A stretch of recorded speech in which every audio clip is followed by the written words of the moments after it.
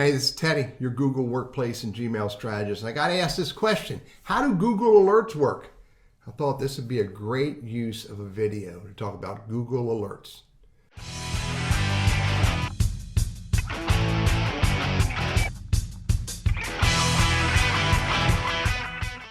So Google Alerts right here, I just did a search for Google Alerts and it wants me to take me right there. So I click on that and I'm in Google Alerts. Now note, I'm already logged into my Google account. So I'm logged in right here, you'll see the B. I'm logged in as burrisconsultant@gmail.com. It is best to be logged into your Google account before you go to Google Alerts so you can set them up. So you can see I've set up a couple already, peanuts and bars and peanuts. And so this is basically just a search. So I can go up here and do a search if I want to, and I can say I want to search for bananas wholesale.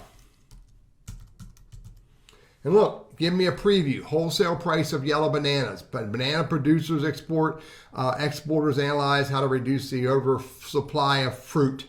So that gives me a quick little preview of what Google is going to find when it does a search for bananas wholesale. I can put anything I want to put in here. I can put in, if I want to search for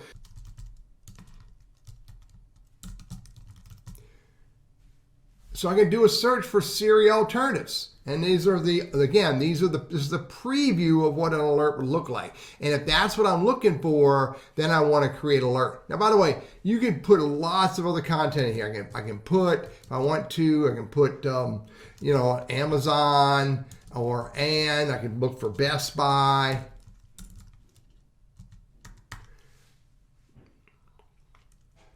Whatever I'm looking for, I can put the string of text that I'm looking for, and I can use Boolean formats and as a Boolean operator to find the kinds of content that I want to be alerted on.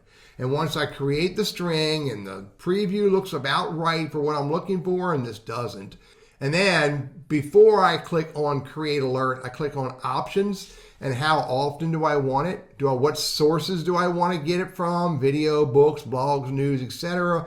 What language do I want to look in? What region? Maybe I only want to look in the United States. How many results I want? Only the best or all results? And where I want to deliver them to? What email address? I can put them in a feed. I can put that on a website, but I can also drop it in an email to myself. And once I choose the options I want, I hit create the alert.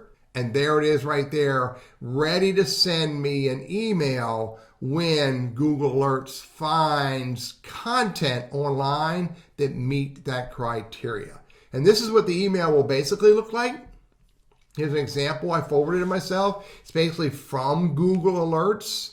And here's the Google Alerts, and it tells me this is one I did for glass industry. And there's the content that Google found online relevant to glass industry. So you'll get this email however often you set it up to give you an alert, and then you can very simply just click on the links and go to that content and view it. Again, I really enjoy using Google Alerts to pay attention to my clients. I pay attention to my competitors or my peers. I have Google Alerts for the name Teddy Burris. I have Google Alerts for Burris Consulting Incorporated. I have Google Alerts for LinkedIn as a business tool because it's a phrase that I use all the time. I also have Google Alerts for networking for mutual benefit. I have Google Alerts for using for some of my other courses of building a professional LinkedIn profile, building a relevant LinkedIn network, building a professional brand using LinkedIn engagement. The phrases that I use so that when that content shows up, I can determine is it my content that someone is stealing or someone just using a phrase that I use. Google Alerts are well worth using for business as well as your personal brand. Set one up, pay attention to it, and see if it creates value for you. I'm Teddy Burris, your Google Workspace and Gmail strategist. I hope this is helpful for you.